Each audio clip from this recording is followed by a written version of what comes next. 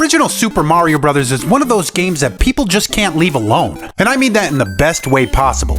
Over the years, fans have remade it, reimagined it, hacked it apart, rebuilt it, and found all kinds of new ways to pay tribute to it. Usually, those projects are fun little curiosities. Sometimes they're clever, sometimes they're impressive, but every once in a while, one comes along that feels a little different, like it's pushing things a little bit further than it probably should.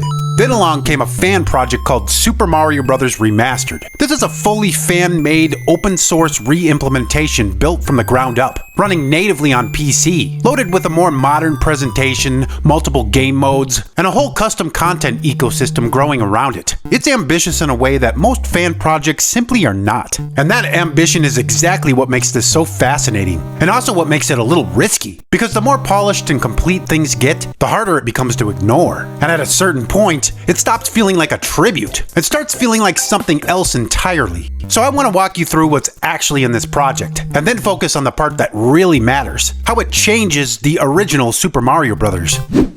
What makes Super Mario Bros. Remastered different is that it's not just some ROM hack. It's not an emulator either. You're not booting up the original NES game with a few tweaks slapped on top. This is its own standalone PC project, and to get it running, you have to provide your own Super Mario Bros. NES ROM. The game then pulls what it needs from that file and stores those assets for later. The developers have been very clear that this project is meant to work with a legally obtained copy of the game, which is basically how they keep things on the right side of legality. The creators describe it as a remake celebration of the original Super Mario Bros. Games, and that really does fit. It also adds new levels, extra modes, new characters, and even a full level editor with custom level support. So instead of feeling like you're just revisiting an old NES game, this feels more like stepping into some alternate universe version of early Mario, where those games kept evolving.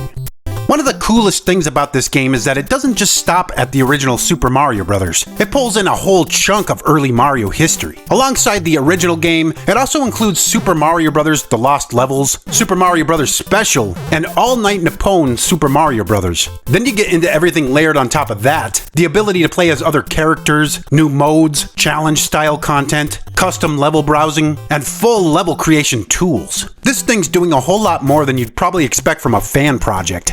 A few of these modes are actually worth calling out quickly. The Lost Levels is basically the option for people who think the normal Super Mario Bros. Is being a little too kind. Then there's Super Mario Bros. Special, the 1980s Japanese PC-only release, which is one of those strange deep cuts that a lot of people have heard about, but far fewer have actually played. But for good reason. The original Super Mario Special is pretty rough. I made a whole video about that game already, so if you want the full story on why it's such a bizarre mess, that's there. All Night Nippon Super Mario Bros. Is another oddball inclusion, and exactly the kind of thing you'd only include if you're really into the weird corners of Mario history. Then you got extras like You vs. Boo, challenge-style scoring inspired by Super Mario Bros. Deluxe, and custom level support, which helps give the whole project some real replay value beyond simple nostalgia.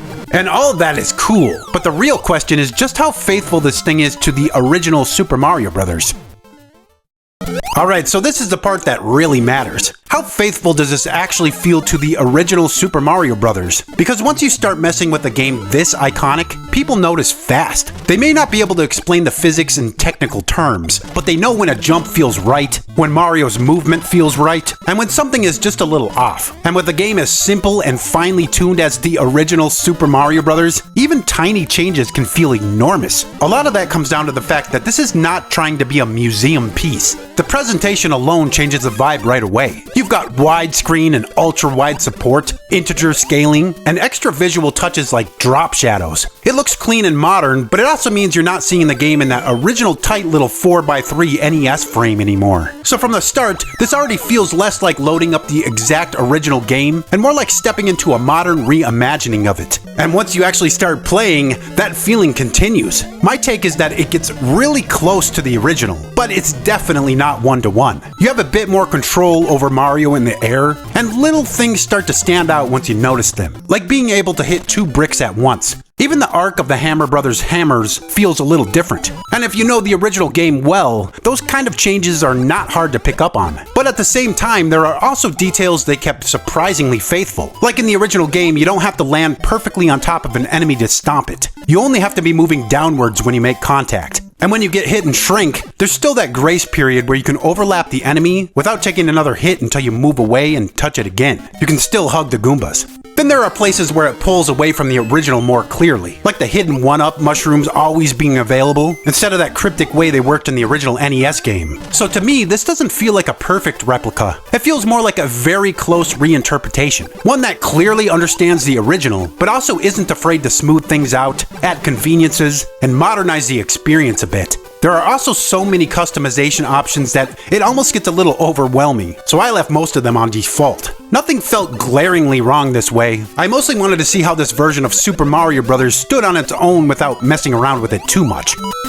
What makes this project especially interesting is that it really stops feeling like a one-off fan game after a while. The deeper you look, the more it starts to feel like a platform. It supports resource packs, custom characters, custom levels, and even script-level mod support through Godot Mod Loader, which gives it a much bigger scope than just, here's our version of Super Mario Bros. The project's own wiki is full of guides for modding, character creation, and resource packs, and recent releases show these tools are still actively expanding. And that shift really matters, because at a certain point, the ambition changes. This stops being, let's remake Super Mario Bros. And starts becoming, let's build a whole Mario sandbox around that early Super Mario Bros. Style. Once you add a level editor, custom level browsing, checkpoints, difficulty and rating indicators in the browser, and a growing user-generated content scene, you're moving into territory that starts to feel a little uncomfortably close to the space Nintendo usually keeps for itself.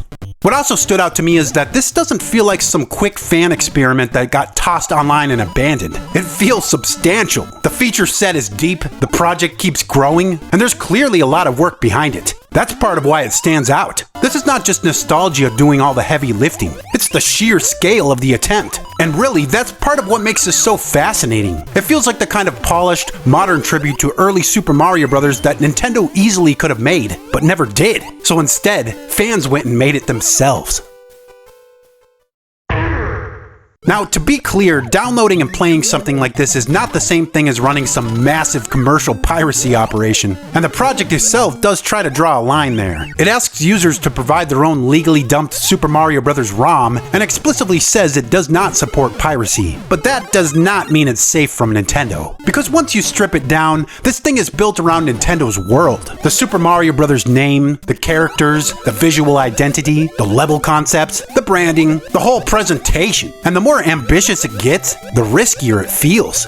Once a fan project stops offering not just a remake, but extra modes, editor tools, custom level browsing, ratings, and a growing user-generated content scene, it stops looking like a small tribute and starts looking like something operating in Nintendo's lane. That's where the comparison to Mario Maker starts feeling a little uncomfortable, because even if it's not the exact same thing, it's clearly stepping into similar territory. And Nintendo has a long history of protecting that territory. Remember Mario Royale, the fan-made Super Mario Bros. Battle Royale? That game was awesome, but it was hit with a DMCA takedown. Nintendo has also taken down hundreds of fan-made games, and broader sweeps like the Game Jolt removals, and the Yuzu case showed just how aggressively the company is still willing to act when it believes its IP is being threatened. So even if Super Mario Bros. Remastered tries to be careful, that doesn't mean it's safe.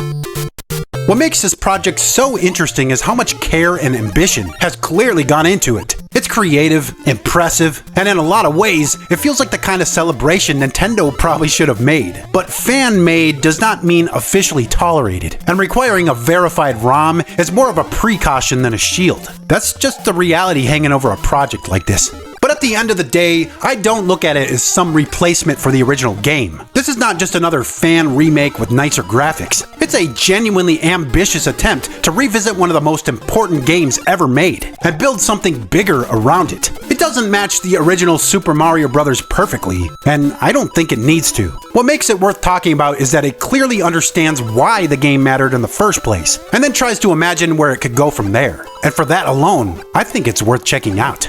If you enjoyed this video, make sure to leave a like on it and subscribe for more videos like this. Thanks so much for your time today. Goodbye.